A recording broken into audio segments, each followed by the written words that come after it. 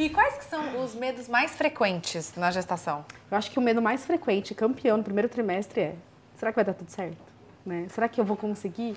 Né? Gente, e o quanto é importante esses 3 meses, né? Que tá formando, é ali a formação, né? Eu falo que o corpo é sábio, né? Que ele vai dando sinais de que alguma coisa acontece pra gente também se proteger e mudar algumas coisas de estilo de vida, de medicações em uso, de produtos dermatológicos que a paciente está usando para se cuidar, né? Mas em relação aos medos que a gente estava falando, o que eu falo para a paciente, quando ela chega muito assustada no consultório, ou porque teve um aborto prévio, né? Eu falei, gente, vamos lá, vamos respirar fundo, porque a gente também tem que ser objetivo. A maior parte das gestações vão para frente e vão bem, né? Então, assim, respira fundo. Vamos fazer o que você pode. O que você pode fazer? É estar aqui, estar fazendo o seu papel, estar se cuidando. E vamos pensar que a maior chance de dar certo. Caso não dê, lógico, por isso que a gente recomenda aquela coisa de não contar antes, né? Eu tenho uma paciente que teve bebê há pouco tempo, o marido dela falou pra mim uma coisa interessante. Falou, doutora, sabe por que a gente não pode contar antes? Eu falei, por quê? Porque depois das 12 semanas a gente compartilha mais alegria do que ansiedade. Antes a gente compartilha mais ansiedade do que alegria, eu acho que é de fato isso. Acho que quando contar é uma coisa muito gostosa, né? E por isso que a gente, né, conta nesse período. Mas eu acho que o primeiro medo, eu acho que é esse, o medo de perder, mas eu acho que é isso, né? Com todo esse cuidado que a gente teve prévio, a gente reduz essa chance de não dar certo. Então, isso eu acho que é o seu primeiro ponto, né?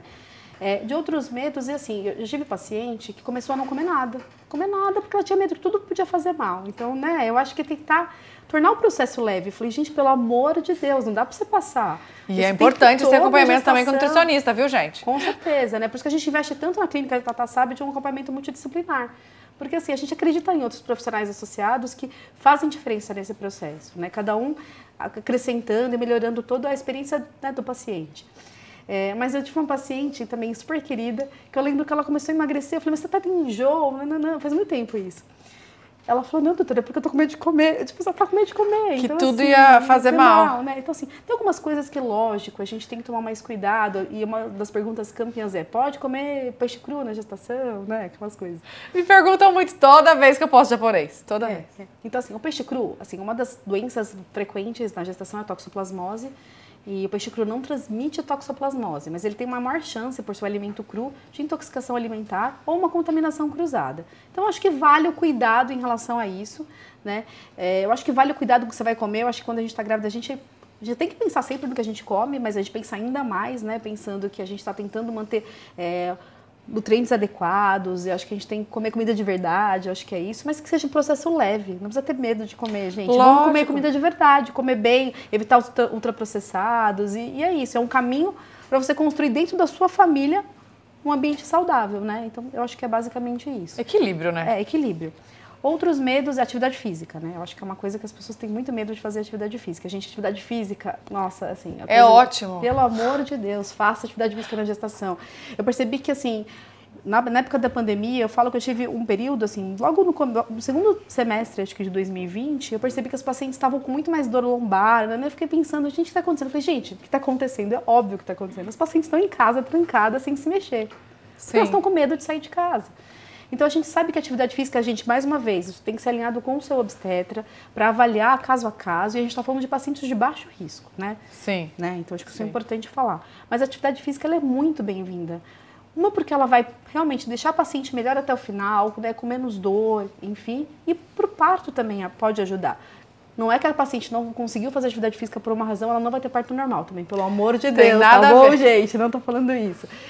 Mas a gente sabe que a atividade física ela é fundamental, especialmente aquelas que oferecem menos impacto, menos risco de queda, para uma segurança para o paciente, mas a gente faça uma atividade física na gestação. Isso muda realmente o processo, né? Eu faço e eu tô fazendo até hoje, né? Não, vai fazer, tem que fazer.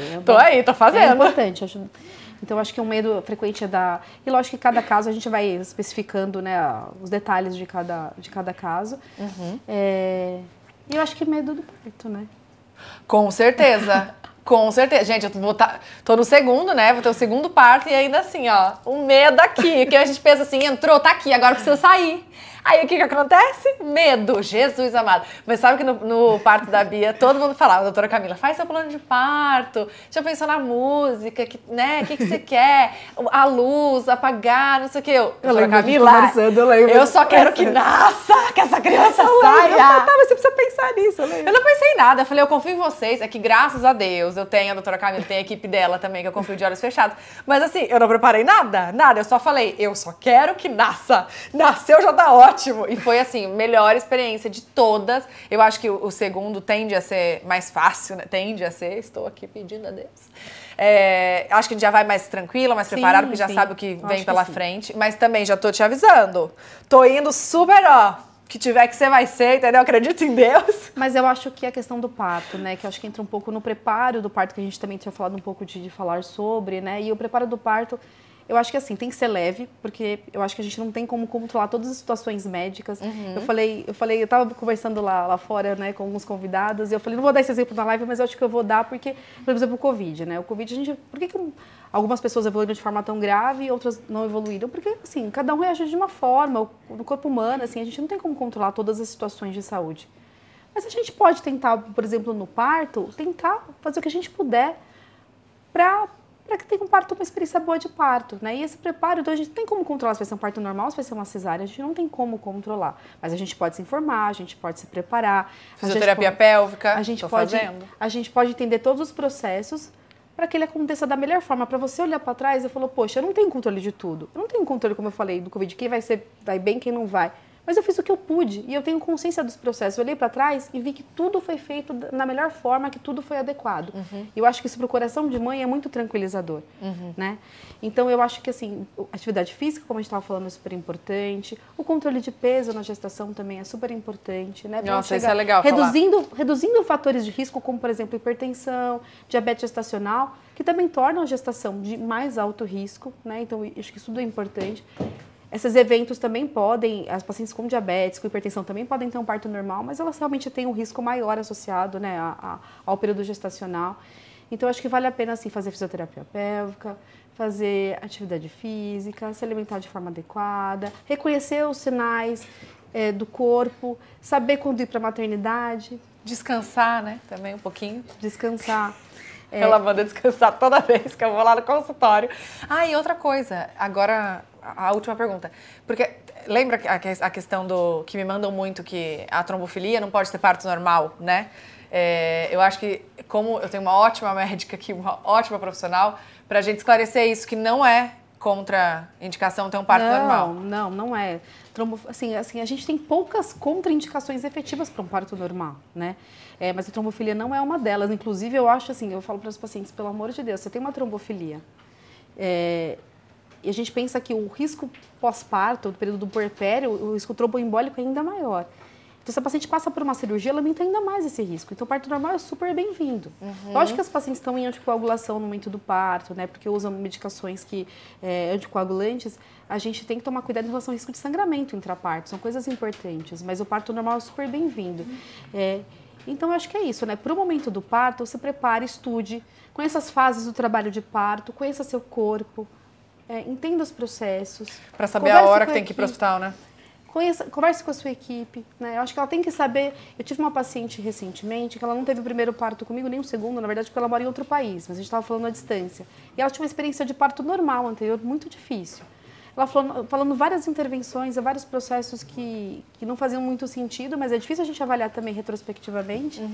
Aí no segundo ela mandou uma mensagem falando assim, doutora, eu sabia os processos, eu sabia as fases do trabalho de parto, você tinha me orientado, então eu consegui me comportar muito melhor em cada fase, saber como agir em cada fase, e isso tornou o meu parto muito melhor. Ou seja, informação faz diferença, gente. Você saber, sim, né, o que está acontecendo com o seu corpo. Até porque, eu não sei, acho que a grande, né, a gente fala aqui, enfim, de uma equipe incrível, maravilhosa, mas a gente sabe desse privilégio, a gente sabe que não é todo mundo que tem acesso, tem muita gente, né, a maioria, que precisa do SUS. E a gente sabe o quanto é importante uma mãe chegar preparada, sabendo dos seus direitos também. E a questão do plano de parto, eu sei que eu falo, eu não ligo e tal, porque eu tenho esse privilégio de ter toda essa equipe, de, né, ter os meus filhos em ótimos hospitais, com ótimos profissionais. Mas se você está fazendo acompanhamento no SUS, enfim, faz o plano de parto. É muito importante você já chegar, pedir, né, já sabendo o que você quer, a música, o ambiente, enfim, tem muita coisa que põe no plano de parto, né? E se der um Google, dá pra... Sim, Pra saber, eu né? acho que principalmente promovendo esse contato pele a pele no pós-parto, né? Assim, que é a Golden Hour, promovendo a amamentação no pós-parto. Eu acho que tentando trazer essa humanização, porque eu falo, nascer não deve ser muito fácil, né? Então, se a gente pode trazer o bebê para um ambiente de conforto dele, né? Da voz dos pais, enfim, muito melhor. Então, eu acho que assim, e de fato isso, eu já vivenciei muitas vezes pacientes que não tiveram essa informação, né? Pacientes que não tiveram esse acesso. Mas se elas conhecem, olha, agora eu estou numa fase latente, não preciso ainda ir para o hospital, dá para esperar um pouco. Agora eu estou numa fase mais ativa do trabalho de parto, é o momento de ir para o hospital. Como eu posso me portar em cada fase? Que exercícios eu posso fazer? O ideal era ter alguém junto, sim, mas se a gente não pode, que exercícios que eu posso fazer, né, durante o trabalho de parto? Como o meu acompanhante pode me ajudar? Emocionalmente, fisicamente, o que ele pode me ajudar? Né? Quais métodos não farmacológicos para aliviar a minha dor? O que eu posso tentar fazer para aliviar a minha dor durante o trabalho de parto? Porque a dor faz parte do trabalho de parto, gente. Faz parte. Mas eu falo que é uma dor positiva, né? Para chegar a uma coisa boa. Então, assim, vamos pensar de forma positiva e deixar o corpo, relaxar o corpo para que isso aconteça, trabalhe, né? Sim. Então, assim, eu acho que acaba mudando realmente a experiência de parto, né? E o nascimento. Sim. Ai, muito obrigada, doutora Camila. Você sabe que eu tava super tranquila hoje de fazer essa live, porque eu falei assim, qualquer coisa que acontecer, ela já tá aqui, já tá aqui, não vai embora, brincadeira. Mas obrigada de verdade, é um prazer ter, assim, você como a pessoa principal pra me ajudar a trazer meus filhos ao mundo. Fico até emocionada. Não, obrigada, de verdade. Sabe que eu me sinto muito honrada e lisonjeada, né, com tudo isso. Você pode contar comigo sempre, você sabe disso. Com certeza. Né? Obrigada. Tô muito feliz pelo Mesmo, tanto de informação que você passou aqui. Pode. Aqui, passar por aqui, é mais fácil. Tchau, gente. Boa live. Beijo, muito mais informação por aí. Obrigada.